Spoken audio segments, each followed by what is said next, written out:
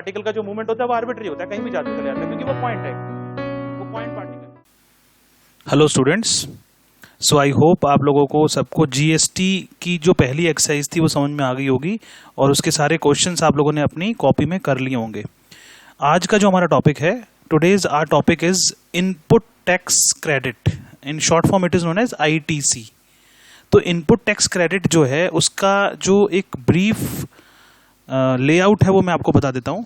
जैसे for example हमारी chain में देयर आर 3 पर्सन्स, एक ट्रेडर है, ठीक है ना, उससे एक आदमी ने खरीदा कुछ सामान और उसने आगे फर्दर अपना प्रॉफिट ऐड करके वो आगे बेच दिया सी आदमी को। बी ने ए से खरीदा और फिर बी ने सी को बेच दिया। तो हमें ये देखना है कि जो बी ने, क्योंकि ट्रांजैक्शन बी कर रहा है ए के साथ भी सी के साथ भी, तो जो बी है, जो बीच में आदमी है, अगर हम इस तरीके से देखें, यहाँ पर ए है, बीच में बी है और फिर सी है। तो बी क्या कर रहा है, बी ए से सामान को लेकर सी को बेच रहा है। इसका मतलब जो बी है उसको जब ए से वो सामान खरीदेगा तो यहाँ पे क्या करना पड़ेगा, जीएसटी देना पड़ेगा, और इधर सी से उसको जीएसटी लेना पड़ेगा। यहाँ सी से वो जीएसटी लेगा, लेकिन फर्क क्या होगा दोनों जीएसटी में? दोनों जीएसटी में फर्क ये होगा कि जो आप खुद सोचो कि कौन सा जीएसटी ज्यादा होगा और कौन सा कम होगा। तो ये नेचुरल सी बात है, जो जीएसटी बी ए को देगा और जो जीएसटी बी सी से लेगा, ठीक है ना, उसमें डिफरेंस ये होगा कि सी से जो जीएसटी लिया जाएगा वो ए वाले से ज्यादा होगा। क्यों ज्यादा होगा? क्योंकि उसके अंदर जो बी है उसका प्रॉफिट एडेड है। जैसे फॉर एग्जांपल बी ने एक सामान खरीदा 100 रुपीज का ए से, बी ने ए से सामान लिया 100 रुपीज का। ए ने क्या किया, उस पर जीएसटी लगा दी बी के लिए, उस पर उसने जीएसटी ऐड कर दी, तो जीएसटी 18% लगा दी। तो वो एक्चुअली बी को कितना पेमेंट देना पड़ा? बी को एक्चुअली पेमेंट देना पड़ा 118 रुपीज, क्योंकि हम मान लेते हैं कि 18% जीएसटी लग गया।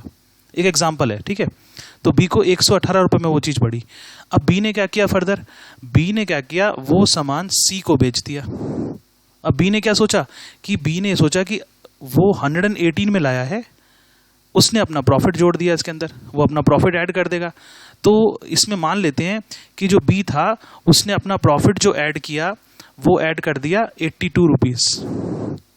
तो जब वो अपना प्रॉफिट इसमें ऐड कर देगा तो वो एक्चुअली सी जो है उसको जो पेमेंट करनी पड़ेगी वो कितनी करनी पड़ेगी? वो 200 रुपीज़ की करनी पड़ेगी।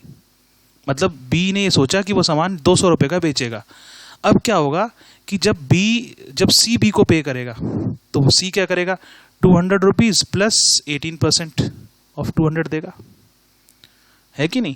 तो इसका मतलब क्या हुआ? इसका मतलब ये हुआ कि फाइनली जो हमें सामान पड़ा वो पड़ा 200 plus 18% of 200, that is 36 rupees. तो 236 का हमें सामान पड़ा। तो जो 236 रुपीज़ थे वो एक्चुअली 118 जो थे वो जीएसटी मिला के बी ने ए से खरीदा था और आगे 236 का बेच दिया, उसको 236 रुपीज़ का सेल कर दिया। तो जो इनका डिफरेंस है वो डिफरेंस गवर्नमेंट को पे करना पड़ेगा। ये है जो हम इनपुट टैक्स क्रेडिट को पढ़ने वाले हैं यहाँ पे। तो जो भी आपके इस चैप्टर के अंदर दिया हुआ है उस बात को समझते हैं, कुछ एग्जांपल्स पढ़ेंगे इसके अंदर, उसके बाद फिर आप लोग अपनी एक्सरसाइज को अटेम्प्ट करेंगे और फिर फर्दर हम अपनी नेक्स्ट एक्सरसाइज को सॉल्व करेंगे। क्योंकि बोर्ड के हिसाब से जो ये चैप्टर है उसके अंदर अभी तक एक ही क्वेश्चन आया है और वो क्वेश्चन हमारा फर्स्ट एक्सरसाइज के अंदर से आया था, ठीक है ना। तो इनपुट टैक्स क्रेडिट का अभी प्रॉब्लम ये है कि आपके सिलेबस के अंदर इनपुट टैक्स क्रेडिट कहीं भी मेंशन नहीं है, तो फिर भी समझना जरूरी है, इसलिए समझ लेते हैं इसको, ठीक है।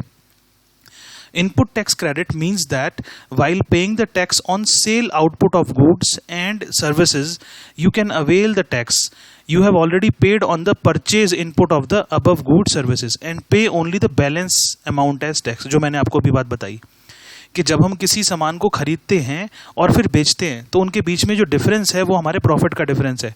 तो उस प्रॉफिट पे जो हमें टैक्स देना होगा वो हमारा इनपुट टैक्स क्रेडिट होता है।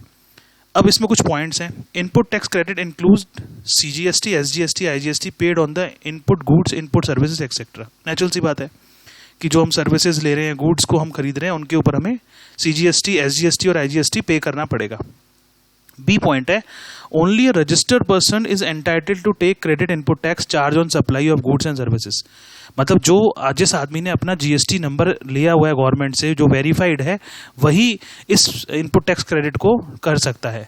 ठीक है ना, कोई दूसरा आदमी जिसके पास जीएसटी नंबर नहीं है वो यहाँ पर डीलिंग नहीं कर सकता। सी पॉइंट है, the credit of tax paid on every input used for supply of taxable goods or services or both is allowed under GST। ठीक है ना, तो जो भी हम यहाँ पर इनपुट यूज कर रहे हैं सप्लाई ऑफ टैक्सेबल गुड्स के लिए, उस पर आपको जीएसटी देना पड़ेगा। डी पॉइंट है, for the purchase of petroleum products, liquor, petrol, diesel, motor spirit etcetera, input tax credit is not available. तो ऐसे जो कंज्यूमेबल आइटम्स हैं उनके ऊपर इनपुट टैक्स क्रेडिट नहीं लगता है। ठीक है ना। लास्ट पॉइंट है, in export of good oblique services, जब हम एक्सपोर्ट करते हैं जीएसटी इज नॉट पेबल, है ना, जीएसटी हमें पे नहीं करना पड़ता है, क्योंकि जीएसटी हमारी दो तरीके का है जो कि हमारे देश के अंदर ही लगता है, but still input tax credit is available. Such transaction are called zero rated transaction in GST. तो ये डीलिंग हम शायद इसमें नहीं करेंगे इस चैप्टर के अंदर। ठीक है, अब आता है input tax credit can be availed only on goods services for business purposes. Input tax credit हमेशा बिजनेस पर्पसेस, जो बिजनेस होता है उसके अंदर जो गुड्स और सर्विसेज ली जाती हैं उसके ऊपर हम अवेल कर सकते हैं। ठीक है ना, बाकी कोई सर्विसेज पे हम इसको इनपुट टैक्स क्रेडिट को अवेल नहीं कर सकते हैं। ठीक है, अब चलते हैं हम एग्जाम्पल के ऊपर, क्योंकि इसके अंदर कोई ज़्यादा ऐसा कोई फॉर्मूला नहीं है, हम एग्जाम्पल के थ्रू इस टॉपिक को समझेंगे। For example, for a registered dealer, है ना, रजिस्ट्रेशन जरूरी होता है, जीएसटी नंबर जरूरी है। If input tax is ₹80, the tax on purchase is ₹80, means अगर इनपुट टैक्स 80 है, इसका मतलब जो उसने परचेज किया उसको ₹80 टैक्स की तरह देने पड़े, और आउटपुट टैक्स उसका 100 है, इसका मतलब जो उसने सेल की उस पर टैक्स कितना लगा, ₹100 लगा। तो इन दोनों का जो डिफरेंस है, मतलब जो टैक्स परचेज पे लगा और जो टैक्स सेल पे मिला, उस पे जो डिफरेंस है, वो जो डिफरेंस है, that difference is known as input tax. तो input tax credit for the dealer क्या हुआ? अब देखो, डीलर के लिए इनपुट टैक्स क्रेडिट क्या है? इनपुट टैक्स ₹80 है। The dealer will pay 100 - 80, that is ₹20 to the government, जो डिफरेंस है दोनों का, as GST considering the input tax credit. तो जो इनपुट टैक्स क्रेडिट हुआ उससे जो डिफरेंस आया ₹20 का, वो उसको गवर्नमेंट को पे करना है। ठीक है ना। The tax liability on the registered dealer will be equal to output tax minus input tax.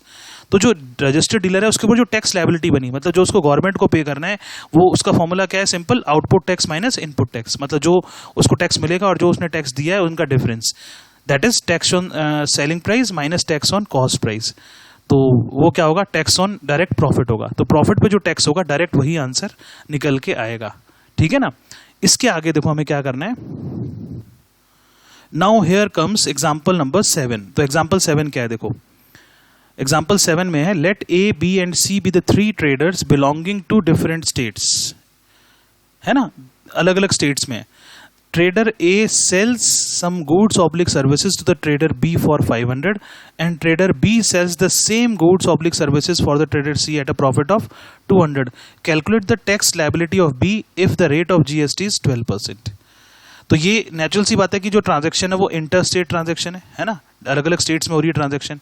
तो हम अलग अलग जो हमारे पास ट्रेडर्स हैं उनकी हम अलग अलग कैलकुलेशन करेंगे। तो ए ट्रेडर की बात करते हैं। तो ए ट्रेडर ने क्या किया? ए ट्रेडर ने अपना सामान बेचा बी को, तो उसकी सेलिंग प्राइस कितनी है? 500 रुपीज़ है।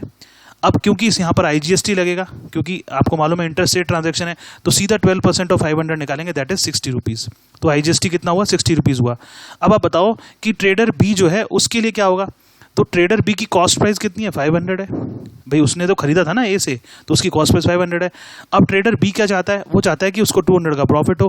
तो ट्रेडर बी अपनी सेलिंग प्राइस को क्या रखेगा? Cost price plus profit, that is 700 rupees रखेगा। भाई वो चाहता है कि उसको 200 रुपीज़ प्रॉफिट मिले, तो उसने 500 में 200 जोड़ दिया, 700 हो गया।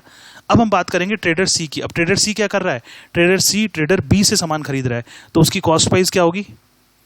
500 एंड अ प्रॉफिट ऑफ ₹200, है ना। तो जो ट्रेडर सी है एक्चुअली उसको जो सामान मिलेगा वो 700 रुपीज़ का मिलेगा, लेकिन उसको क्या करना पड़ेगा? IGST देना पड़ेगा। तो इनपुट टैक्स क्रेडिट क्या होगा? इनपुट टैक्स क्रेडिट होगा tax on purchase of goods और service input tax, that is ₹60। तो 60 रुपीज़ कैसे निकाला? 60 रुपीज़ जो है वो 500 का निकाला इन्होंने, है ना। आउटपुट टैक्स कितना होगा? आउटपुट टैक्स होगा 12% ऑफ 700। ये जो बात कर रहे हैं वो ट्रेडर सी की बात कर रहे हैं, है ना। तो इनपुट टैक्स कितना निकला? 60 रुपीज़, और आउटपुट टैक्स क्या होगा? 1200 of 700 rupees, 12% of 700 rupees, that is 84 rupees. तो यहाँ पे देखो कि टैक्स लायबिलिटी क्या बनी ट्रेडर बी के ऊपर। तो ट्रेडर बी के लिए टैक्स लायबिलिटी पूछी जा रही है क्वेश्चन में। तो हम देखेंगे कि ट्रेडर बी का आउटपुट टैक्स कितना है और इनपुट टैक्स कितना है। तो ट्रेडर बी ने आउटपुट टैक्स कितना लिया 84 रुपीज़ और इनपुट टैक्स कितना दिया उसने 60 रुपीज़। तो इसका मतलब 84 और 60 का डिफरेंस कितना होगा 24 रुपीज़ इसका आंसर होगा, जो कि बी को पे करना पड़ेगा गवर्नमेंट को। ठीक है ना। अब आप देखो कि ये क्वेश्चन तो डायरेक्ट भी सॉल्व हो सकता था। अब इसका आंसर डायरेक्ट भी कैसे निकाल सकते थे हम। देखो गवर्नमेंट को एक्चुअली टैक्स बी दे रहा है, तो जो बी टैक्स दे रहा है गवर्नमेंट को वो किसके ऊपर देगा, अपने प्रॉफिट पे देगा। तो उसका प्रॉफिट कितना है देखो आप क्वेश्चन में, उसका प्रॉफिट है 200 रुपीज़। तो अब 200 का हमें क्या निकालना है 12% निकालना है, क्योंकि IGST निकाल रहे हैं हम। तो 12% ऑफ 200 क्या होगा, दैट इज 12/100 इंटू 200। तो आंसर इज 24। तो सीधा देखो हमें आंसर पता लग जाता है 24 रुपीज़। तो यही आंसर देखो नीचे यहाँ पे 24 रुपीज़ आपको दिखाई दे रहा है। वही चीज़ यहाँ पे समझाई है। Also the tax liability on B is tax on profit that is 12% of 200 that is 24 rupees answer. That is the same. Actually होता क्या कि हमें सारे स्टेप्स को इन्वॉल्व करके सारी चीज़ समझानी पड़ती है, इसलिए पूरा लिख के दिखाना पड़ेगा। अदरवाइज इस टॉपिक के अंदर आंसर आप डायरेक्ट भी निकाल सकते हैं। ठीक है। Now here comes question number 8। Question number 8 को देखिए क्या है। A product is sold from Kanpur to Banaras. मतलब ये जो हमारी ट्रांजेक्शन है वो एक ही स्टेट के अंदर हो रही है, Kanpur to Banaras, that is intra state for ₹12,000 and then from Banaras to Ranchi Jharkhand at a profit of 4,000। ठीक है ना। उसके बाद वो बनारस से रांची चली जाती है झारखंड के अंदर, तो ये इंटर स्टेट हो गया। If the rate of GST is 18%, find the GST payable eight Banaras. तो बनारस पे GST पेबल क्या होगा वो बताना है हमें। तो बनारस बीच में है दोनों के, है कि नहीं। तो आप देखो कि when the product is sold from Kanpur to Banaras it is an intra state transaction for the dealer of Kanpur. Selling price, Kanpur में जो डीलर है उसकी सेलिंग प्राइस कितनी है 12,000 रुपीज़ है। ठीक है ना। तो क्योंकि ये इंट्रा स्टेट ट्रांजेक्शन है तो 18% को हाफ ऑफ करेंगे, CGST लेंगे 9% और SGST लेंगे 9%। तो CGST क्या होगा 9% of 12,000 that is 1080। Similarly SGST क्या होगा 1080। सेम होते हैं दोनों। अब क्या हुआ, अब ये जो प्रोडक्ट था वो बनारस से रांची चला गया और वहाँ पर सोल्ड किया हमने, और ये इंटर स्टेट ट्रांजैक्शन है। तो डीलर जो है बनारस के अंदर वो इनपुट टैक्स क्रेडिट क्या दे रहा था, इनपुट टैक्स क्रेडिट जो है उसका वो है 1080 प्लस 1080 दैट इज 2160। अब उसकी कॉस्ट प्राइस कितनी है, उसकी कॉस्ट प्राइस 12,000 है। प्रॉफिट कितना चाहता है 4,000 का चाहता है। तो सेलिंग प्राइस कितनी हो गई 12,000 प्लस 4,000 दैट इज 16,000। अब 16,000 का वो क्या निकालेगा IGST निकालेगा, दैट इज 18% ऑफ 16,000 और वो आ गया 2880। तो इसका मतलब net GST payable eight Banaras क्या होगा, output GST minus input tax credit. तो आउटपुट GST कितना है 2880 माइनस इनपुट टैक्स क्रेडिट कितना है 2160। तो बैलेंस कितना निकला 720। तो इसका मतलब 720 रुपीज़ वो गवर्नमेंट को जमा करवाएगा। इसी बात को हम डायरेक्ट भी निकाल सकते थे। कैसे, आप देखो कि net GST payable eight Banaras कितना होगा, टैक्स ऑन प्रॉफिट, प्रॉफिट कितना चाह रहा था वो 4,000 रुपीज़। तो 18% निकाल दो सीधा 4,000 का, तो आंसर क्या आएगा 720 आ जाएगा, है कि नहीं। तो सिंपल क्वेश्चन है, कोई मुश्किल नहीं है, स्टेप्स इन्वॉल्व में बस, और डायरेक्ट आंसर भी निकाल सकते हो आप। ठीक है। अब आते हैं हम क्वेश्चन नंबर 9 के ऊपर। तो क्वेश्चन 9 क्या है देखो, an article is sold from Jaipur Rajasthan to Indore MP, है कि नहीं। तो यहाँ पर इंटरस्टेट ट्रांजैक्शन हो गया for ₹5,000 and then from Indore to Bhopal, उसके बाद इंदौर टू भोपाल जा रहा है, भोपाल MP में है तो इंटरस्टेट ट्रांजैक्शन हो गया। If the rate of tax under GST system is 18% and the profit made by the dealer is in Indore is 2,000, find the net GST payable by the dealer in Indore। तो इंदौर वाले को GST कितना देना पड़ेगा, पहले ये निकालना है हमें। उसके बाद निकालना है cost price for the dealer इन भोपाल। तो भोपाल में जो डीलर था उसकी कॉस्ट प्राइस कितनी होगी। Assume that the dealer in Bhopal is the end user. तो जो एंड यूजर है वो हमारा भोपाल वाला डीलर है। तो एक्चुअली होता क्या है कि जो एंड यूजर होता है वो क्लेम नहीं कर सकता, है ना। जैसे जो बीच में जो डीलर है वो तो यहाँ से लेके उधर दे देता है, जो अपना प्रॉफिट है उसी पे GST पे करता है। लेकिन जो अल्टीमेटली GST का जो पूरा टोटल पेमेंट होता है वो किसके ऊपर आता है, एंड यूजर पे ही आता है। तो फर्स्ट पार्ट देखो क्या है, फर्स्ट पार्ट में पूछा गया net GST payable at the by the dealer इन इंदौर। तो इंदौर जो है वहाँ पर हमारा लास्ट वो है ट्रांजेक्शन। तो सेलिंग प्राइस जयपुर में कितनी थी 5,000 रुपीज़ थी, देखो ध्यान से। अब क्योंकि ये जयपुर से राजस्थान जा रहा है तो IGST पे करना पड़ेगा, तो 18% ऑफ 5,000 कितना हो गया 900 रुपीज़ हो गया, करेक्ट। अब आती है कॉस्ट प्राइस एट इंदौर। तो इंदौर में जो कॉस्ट प्राइस है वो 5,000 है, क्योंकि इंदौर वाले ने क्या करा, जयपुर वाले से खरीदा था। अब वो चाहता है प्रॉफिट 2,000 रुपीज़ का, तो सेलिंग प्राइस क्या होगी 5,000 प्लस 2,000 दैट इज 7,000। अब क्योंकि ये इंट्रा स्टेट ट्रांजेक्शन हो रहा है तो CGST और SGST दोनों पे करने पड़ेंगे 9%। तो 9% ऑफ 7,000 निकालेंगे 630 और वही SGST आ जाएगा 630। अब हम देखते हैं कि नेट जीएसटी कितना पे करना पड़ेगा इंदौर वाले को। तो इंदौर में जो डीलर है उसको पे करना पड़ेगा output GST minus input GST. अब आउटपुट जीएसटी कितना है 630 plus 630, that is CGST plus SGST, और 900 रुपीज उसने दिए थे, है ना। तो इसका मतलब बैलेंस कितना आ गया 360 रुपीज का आ गया। तो 360 रुपीज इसका फर्स्ट पार्ट का आंसर आता है। ठीक है, इस चीज को हम लोग डायरेक्ट भी निकाल सकते थे, क्योंकि जो प्रॉफिट हो रहा है, देखो ध्यान से, जो प्रॉफिट हो रहा है वो कितना हो रहा था 2000 रुपीज का होता था। तो आप सीधा 2000 रुपीज का 18% निकाल सकते हैं। तो उससे भी हमारा डायरेक्ट आंसर आ सकता है इसका, है ना। अब देखो इन्होंने कुछ इसमें एक्स्ट्रा चीज बताई हुई है। The input credit on account of IGST adjusted against payment of IGST oblique CGST और SGST oblique UTST in that order. In the above example, the input tax credit of IGST is adjusted against CGST and then remainder of IGST against SGST. Taking credit of IGST 900 against the CST 630, the remainder is 900 minus 630, that is 270. Now the total credit remaining is 270 is to be adjusted against SGST against this. तो ये जो बात समझाई हुई इन्होंने, इसको हमने easily ऊपर पढ़ लिया है ना, ज़्यादा कंफ्यूज होने की जरूरत नहीं है इसके अंदर। अब आता है सेकंड पॉइंट इसका, जिसमें कि बोला गया था कि कॉस्ट प्राइस निकालो डीलर में, जो भोपाल का डीलर उसकी कॉस्ट प्राइस क्या होगी। तो कॉस्ट प्राइस कैसे निकलेगी, selling price for the dealer in Indore plus GST, है कि नहीं। क्योंकि आप देखो क्वेश्चन में क्या था कि क्वेश्चन में जो भोपाल वाला डीलर है वो जो है वो एंड यूजर है ना। तो एंड यूजर है तो इसका मतलब उसको तो टैक्स देना ही पड़ेगा, और उसको कॉस्ट कितनी पड़ रही थी 7000 रुपीज, और उसने जो टैक्स पे किया वो किया 630 प्लस 630, तो टोटल कितना बन गया 8260, है ना। तो ये कोई इतना मुश्किल नहीं है, बीच में उन्होंने कुछ ऐसी एक्स्ट्रा चीज बताई है, उसके लिए कंफ्यूज होने की जरूरत नहीं है सबको। ठीक है, अब क्वेश्चन नंबर 10 क्या है, देखो। Let A, B and C be the three dealers in a GST chain. A buys some goods oblique services for rupees 2000 and sells it to B at a profit of rupees 500. B in turn sells the same goods oblique services to C at a profit of rupees 1000. Taking the rate of GST as 18%, find first part the input tax payable by the dealer A, input tax payable by the dealer B, total cost price for the dealer C as if C is the end user, output GST for dealer C the end user. तो यहाँ पर dealer C जो है वो end user है, A B C हमारी chain है, तो यहाँ पर जो ए है वो भी गुड को खरीद रहा है कहीं से, तो इसका मतलब उसको भी यहाँ पर इनपुट टैक्स जो है वो देना पड़ेगा। ठीक है, तो क्वेश्चन कोई डिफिकल्ट नहीं है, बहुत सिंपल सा क्वेश्चन है।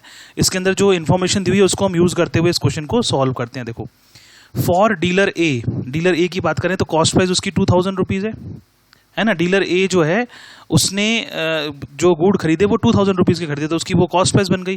तो परचेज प्राइस कितना हो गया 2000 रुपीज़ हो गया। अब इनपुट टैक्स पेबल जो है वो डीलर ए को कितना देना पड़ेगा, that is tax on purchase, है ना, परचेज पे टैक्स देना पड़ेगा। और यहाँ पर जो कंडीशन है उसके अकॉर्डिंग कुछ यहाँ पर गिवन नहीं है कि वो इंट्रा स्टेट है कि इंटर स्टेट ट्रांजेक्शन है, तो हम सीधा 18% ऑफ 2000 निकालेंगे, दैट इज 360 रुपीज़। अब आती बात कि जो डीलर बी है ना, तो वो कह रहा है कि डीलर बी यहाँ इस क्वेश्चन के अंदर 500 रुपीज़ का प्रॉफिट चाहता है।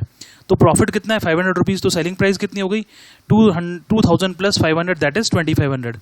तो इसका मतलब कॉस्ट प्राइस कितनी हो जाएगी 2500 हो जाएगी, है ना, क्योंकि जो बी है वो प्रॉफिट चाह रहा है यहाँ पे 500 रुपीज़ का, इसीलिए। तो input tax payable by the dealer B कितना होगा, टैक्स ऑन परचेज, तो that is 18% of 2500, that is 18% of 2500 is rupees 450, है कि नहीं। क्वेश्चन में क्या गिवन था कि A buys some goods oblique service for 2000 and sell it to B at a profit of 500, मतलब ए ने प्रॉफिट 500 रुपीज कमाया, तो जो बी की कॉस्ट प्राइस है वो कितनी होगी 2500 होगी, तो बी को 18% 2500 का देना पड़ेगा, दैट इज 450 रुपीज। ठीक है, अब profit of the dealer B कितना चाह रहा है वो 1000 रुपीज, तो सेलिंग प्राइस कितनी हो गई बी के लिए 2500 प्लस 1000, दैट इज 3500। तो जो डीलर सी है एंड यूजर जो है उसको जो टोटल पड़ेगा, टोटल कॉस्ट पड़ेगी, वो पड़ेगी selling price of B plus GST on it, that is 3500 plus 18% of 3500 and the total amount will be 4130, that is rupees 4130। तो ये थर्ड पॉइंट हो गया हमारा total cost price dealer C के लिए। अब डीलर सी क्योंकि एंड यूजर है तो उसको इनपुट टैक्स क्रेडिट मिलेगा नहीं, तो डीलर सी जो है वो आगे अपने प्रोडक्ट को सेल कर नहीं रहा है, तो आउटपुट जीएसटी क्या होगा उसका 0 होगा। ये बहुत इंपॉर्टेंट पॉइंट है फोर्थ वाला, कि जो डीलर सी है उसका आउटपुट जीएसटी कितना होगा, तो आउटपुट तो जब निकलेगा जब वो आगे सामान को बेचेगा, तो वो तो सामान बेच ही नहीं रहा, तो एंड यूजर को आउटपुट जीएसटी जो होता है वो नहीं मिलता है। दैट इज क्योंकि वो आगे सामान को बेच नहीं रहा, वो कंज्यूम कर रहा है उसको आगे। तो टैक्स ऑन सेल कितना होगा, ₹0 होगा। तो यहाँ पर कुछ पॉइंट्स यहाँ पे समझाए कि एंड यूजर कौन होता है। The end user means the person who does not sell the product further, that is the consumer, है ना। अभी हमने बोला जिसने कंज्यूम कर लिया अपने आइटम को। The end user does not have any claim on the GST paid by him, तो एंड यूजर को तो जीएसटी पे करना ही पड़ेगा। थर्ड है in part third of the example given above, if C is not the end user, अगर C end user नहीं होता तो cost price for the dealer C कितनी थी, ₹3500 थी, क्योंकि उसको आगे जो भी उसने टैक्स दिया वो उसको वापस मिल जाता है ना। तो सी की जो कॉस्ट प्राइस थी वो उसको 3500 ही पड़ती है, वो अगर आगे उसको सेल करता तो। ठीक है, अब आते हैं हम क्वेश्चन नंबर 11 के ऊपर। तो क्वेश्चन 11 देखो क्या है। A dealer in Agra UP supplies good oblique services worth ₹1000 to a dealer in Jhansi UP. तो ये यूपी के अंदर है, तो नेचुरल सी बात है कि सेम स्टेट की बात चल रही है। The dealer in Jhansi supply the same good services to a dealer in Mumbai at a profit of ₹600. Assuming that the dealer in Mumbai is the end user of the product and the rate of GST is 12%, find the input tax for the dealer in Jhansi, output tax for the dealer in Jhansi, net GST payable by the dealer in Jhansi and the total cost price for the dealer in Mumbai. तो question कोई difficult नहीं है, simple सा question है। तो इसके solution में देखते हैं फर्स्ट पार्ट में। As the good oblique service are supplied from Agra to Jhansi, so it is a case of intra state transaction, same state के अंदर ट्रांजेक्शन हो रहा है। अब यहाँ पर आती बात कि गिवन क्या है, selling price for the dealer in Agra, जो आगरा है वो कितने प्राइस में अपने गुड को बेच रहा है, जो सेलिंग प्राइस कितनी है, ₹1000 है, करेक्ट। क्योंकि यहाँ पर जो ट्रांजेक्शन ऑफ इंट्रा स्टेट है तो सीजीएसटी और एसजीएसटी देना पड़ेगा, तो 12% है तो उसका हाफ हो जाएगा, दैट इज 6% ऑफ 1000, तो 6% ऑफ 1000 हो गया ₹60, तो ₹60 हो गया सीजीएसटी, और सेम ही एसजीएसटी होगा। देखो एसजीएसटी भी हमारा ₹60 होगा। तो आउटपुट टैक्स जो होगा डीलर जो आगरा में, उसके लिए क्या बना, ₹120 आउटपुट टैक्स बना। Input tax in the dealer Jhansi कितना हो गया, ₹120 हो गया, है ना। क्योंकि जो आगरा वाला डीलर है वो तो आगे झांसी में सप्लाई कर रहा है, उसको तो देना नहीं होगा, वो तो उस पूरा टैक्स उस पर डाल देगा आगे वाले पर। अब सेकंड पार्ट में क्या पूछा गया, cost price for the dealer in Jhansi. तो झांसी में जो डीलर है उसकी कॉस्ट प्राइस कितनी होगी, तो यहाँ पर ₹1000 तो उसको देने, अब वो प्रॉफिट भी देगा, जो डीलर आगरा में उसका प्रॉफिट भी देगा, दैट इज ₹600। तो सेलिंग प्राइस जो है झांसी वाले डीलर की वो बनेगी 1000 + 600, दैट इज ₹1600। ठीक है, now the goods and services are supplied from Jhansi to Mumbai, है ना। अब क्योंकि आगरा से झांसी फिर झांसी से मुंबई था, तो जो डीलर था झांसी में उसको प्रॉफिट मिला के टोटल जो सेलिंग प्राइस बन रही है, जो उसको आगे बेचना है वो 1600 का बेचना है, ठीक है ना। अब झांसी से मुंबई जो जा रहा है गुड, उसकी कॉस्ट ₹1600 है एक तरीके से, तो आईजीएसटी कितना देना पड़ेगा, क्योंकि ये इंटरस्टेट ट्रांजैक्शन है, 12% देना पड़ेगा 1600 का, दैट इज ₹192। तो इसका मतलब झांसी में जो डीलर है उसको आउटपुट टैक्स कितना बना, ₹192 बना, क्योंकि झांसी वाला डीलर एंड यूजर है। Since for the dealer in Jhansi output GST is ₹190 and input GST is ₹120, तो जो उसको नेट जीएसटी पेबल करना पड़ेगा, the net GST payable by the dealer in Jhansi, जो झांसी वाला आदमी है उसको जो यहाँ पर जीएसटी पे करना पड़ेगा, क्योंकि उसने जीएसटी दिया भी और लिया भी है ना। तो उसने जीएसटी दिया कितना है, ₹120, और लिया कितना है मुंबई वाले से, ₹192। तो आउटपुट जीएसटी 192 है, और इसको एडजस्ट करने के लिए क्या करना पड़ेगा, 192 में से 120 माइनस करेंगे तो ₹72 उसको जमा करने पड़ेंगे गवर्नमेंट को। अब फोर्थ पार्ट था कि dealer in Mumbai is the end user, तो वो एंड यूजर है, तो टोटल कॉस्ट प्राइस मुंबई वाले को कितने की पड़ेगी, तो 1600 तो देने पड़ेंगे, प्लस ₹192 और देने पड़ेंगे उसको, जो कि 1600 का 12% है, दैट इज इक्वल टू 1792 की उसकी कॉस्ट प्राइस पड़ेगी, है ना। अब आते हैं क्वेश्चन नंबर 12 पर, जो एग्जाम्पल 12 है इसका। The mark price of N article is ₹9000 and rate of GST on it is 18%. A shopkeeper buys this article at a reduced price and sell it as its mark price, at its mark price. If the shopkeeper paid ₹162 as CGST to the government, find the amount inclusive of GST paid by the shopkeeper. तो ये question थोड़ा सा reverse question है, ठीक है। इन जितने भी अपने क्वेश्चन किए उसमें सबसे अच्छा क्वेश्चन है ये। तो क्वेश्चन में पूछा क्या जा रहा है, find the amount paid by the shopkeeper, ठीक है। तो यहाँ पर हम मान लेते हैं सॉल्यूशन में, let the shopkeeper by the article for ₹X में उसने बाई किया, तो कॉस्ट प्राइस कितनी होगी, X हो गई। अब सेलिंग प्राइस कितनी है उसकी, ₹9000 है ना, क्योंकि उसने यहाँ पर लिखा है साफ कि उसने जो आर्टिकल है वो 9,000 रुपीज़ में बेचा है, क्योंकि उसकी सेलिंग प्राइस उसने मार्क प्राइस के बराबर रखी थी। जो मार्क प्राइस थी आर्टिकल की वो 9,000 रुपीज़ है क्वेश्चन में, और क्वेश्चन में लिखा हुआ है कि he sells it at its mark price, तो सेलिंग प्राइस 9,000 रुपीज़ होगी क्योंकि उसको डिस्काउंट मिला था यहाँ पे। अब CGST जो पे किया उसने गवर्नमेंट को वो 162 है, तो SGST भी 162 होगा, तो टोटल GST कितना हो गया 162 प्लस 162 324 हो गया। अब आपको मालूम है कि जो 324 है, जो यहाँ पर GST निकल के आ रहा है 324, वो निकलेगा कैसे, GST on selling price minus GST on cross price, है कि नहीं। जो उसको प्रॉफिट हो रहा है उसी के ऊपर तो देगा वो, वही 324 रुपीज़ निकल रहा है। तो इसका मतलब 18% ऑफ 9,000 निकालेंगे और 18% ऑफ X निकालेंगे, है कि नहीं। सेलिंग प्राइस 9,000 है और कॉस्ट प्राइस X है, तो 18% ऑफ 9,000 माइनस X कितना हो गया 324 हो गया। और जिसको हम सॉल्व करके देखेंगे तो X की वैल्यू कितनी आ रही है 7,200 रुपीज़ आ रही है। तो इसका मतलब जो शॉपकीपर है वो 7,200 रुपीज़ का जो आर्टिकल है उसको बाई करेगा, खरीदेगा। अच्छा, अब शॉपकीपर को आर्टिकल 7,200 रुपीज़ का खरीदना पड़ रहा है, तो अमाउंट कितना पे करेगा शॉपकीपर, तो amount paid by the shopkeeper will be cost price of the article plus GST on it, है कि नहीं, क्योंकि वही एंड यूजर है।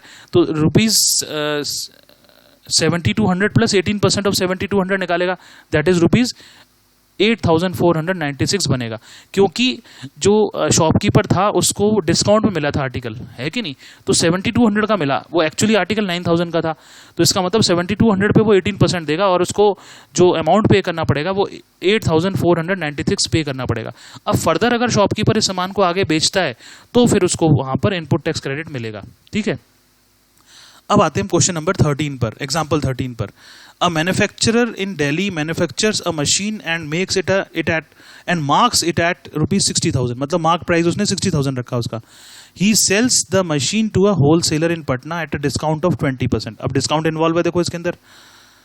The wholesaler sells the machine to a dealer in Agra at a discount of 10% on the mark price.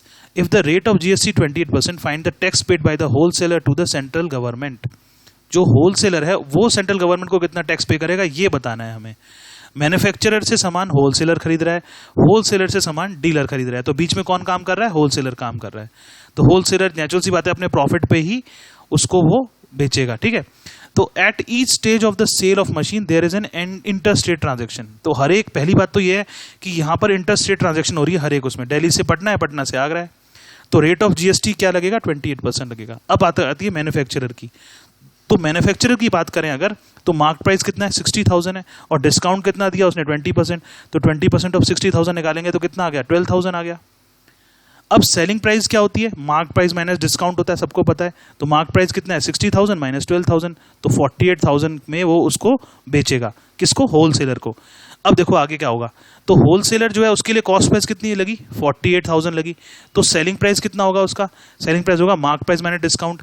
अब wholesaler कितना discount दे रहा है, अब देखो मार्क प्राइस कितना है, क्योंकि कॉस्ट प्राइस तो उसको 48,000 लगी, लेकिन होलसेलर मार्क प्राइस तो 60,000 ही लेके चलेगा, लिखा है क्वेश्चन के अंदर साफ, देखो यहाँ लिखा है the wholesaler sells the machine to a dealer in Agra at a discount of 10% on the mark price. देखो साफ लिखा हुआ है मार्क प्राइस पे दे रहा है, तो इसका मतलब जो होलसेलर है उसकी सेलिंग प्राइस होगी मार्क प्राइस माइनस डिस्काउंट, तो 60,000 माइनस 10,000 ऑफ 60,000, तो ये निकल के आ रहा है 54,000। तो आप देखो कि जो होलसेलर है उसकी कॉस्ट प्राइस तो 48,000 थी और उसकी जो सेलिंग प्राइस है वो 54,000 है। अब आती बात कि टैक्स कितना पे करना पड़ेगा होलसेलर को, तो टैक्स जो पे करना पड़ेगा उसको अपने प्रॉफिट पे करना पड़ेगा, तो output tax minus input tax करेंगे, तो इसका मतलब क्या हो गया, tax on selling price minus tax on cost price, that is 28% of 54,000 minus 28% of 48,000, that is the tax on the profit, that is 28% of 6,000। आप खुद देख लो कि 48,000 और 54,000 में गैप कितना है, मतलब what will be the profit of wholesaler, that is selling price minus cost price, that is 6,000। तो सीधा 28,000 ऑफ 6,000 निकालेंगे तो कितना आंसर आएगा 1,680। तो ये होलसेलर को गवर्नमेंट को टैक्स पे करना पड़ेगा, है ना। तो क्वेश्चन अच्छा था, इसको भी हम समझ लेंगे। अब आता है example number 14।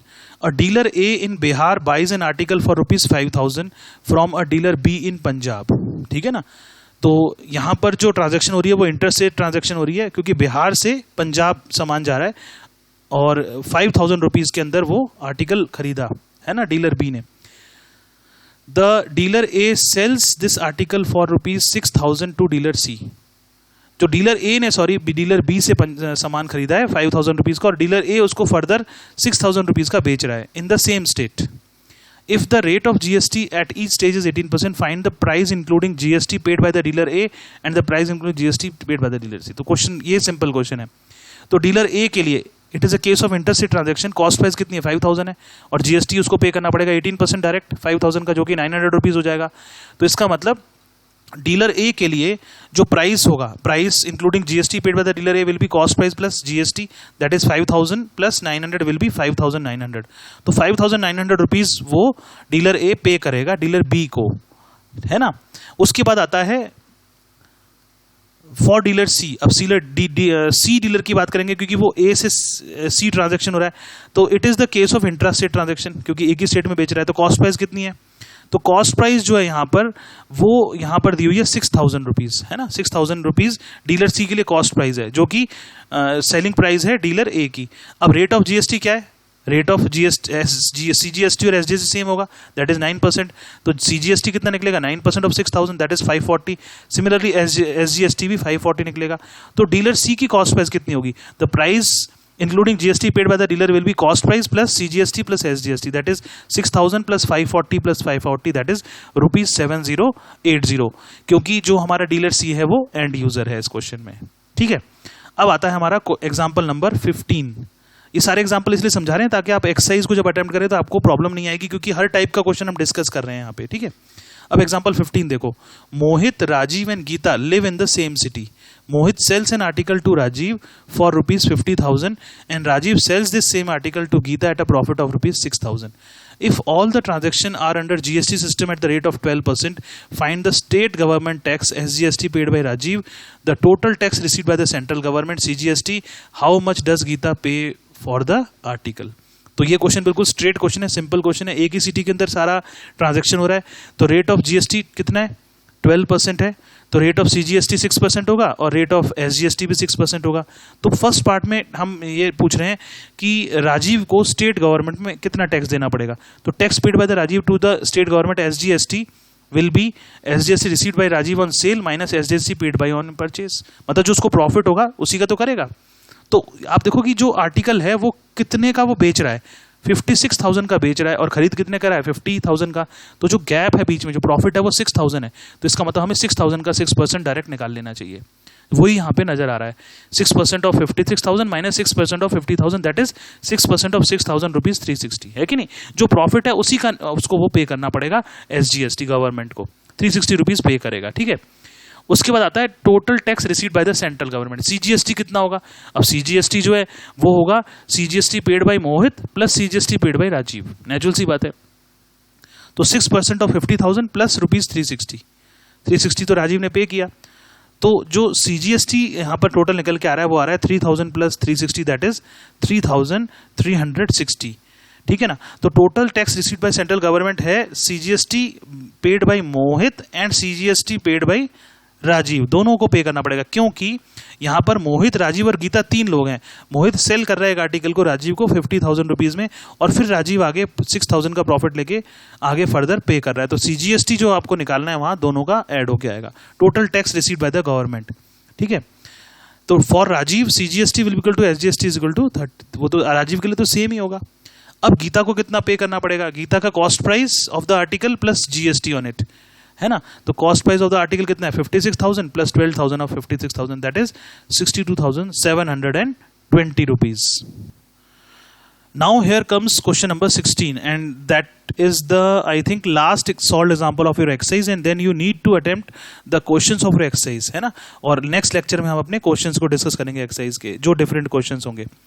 A shopkeeper sells an article for rupees 1,770 with GST 18%.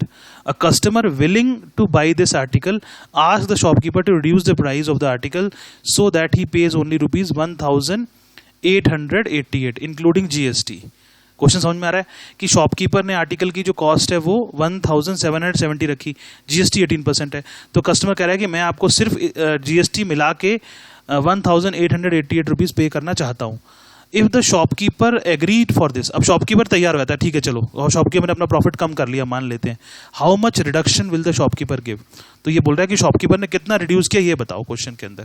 तो कैसे सॉल्व करेंगे? तो मान लेते हैं let the reduction given by the shopkeeper be ₹X, जो भी चीज़ निकालनी है उसको X मान लिया हमने। तो रिड्यूस प्राइस क्या हुआ, मतलब ये डिस्काउंट दे दिया उसने, डिस्काउंट पूछ रहा है आपको इस क्वेश्चन में वो इनडायरेक्टली, तो रिड्यूस प्राइस हुआ 1770 माइनस X।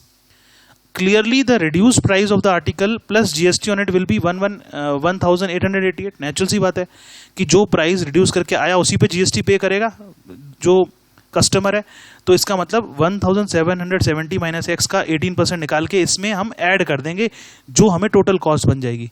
तो अगर इसको सॉल्व करेंगे आप लोग तो X की वैल्यू आएगी 170 रुपीज़। तो जो शॉपकीपर है उसने इसका मतलब 170 रुपीज़ डिस्काउंट दिया अपने इसको कस्टमर को। तो आई होप आप लोगों को ये समझ में आ गया होगा। इसके बाद आप लोग एक्सरसाइज अटेम्प्ट करो अपनी, और कोई प्रॉब्लम आती है तो उसको पूछिए। Thank you very much.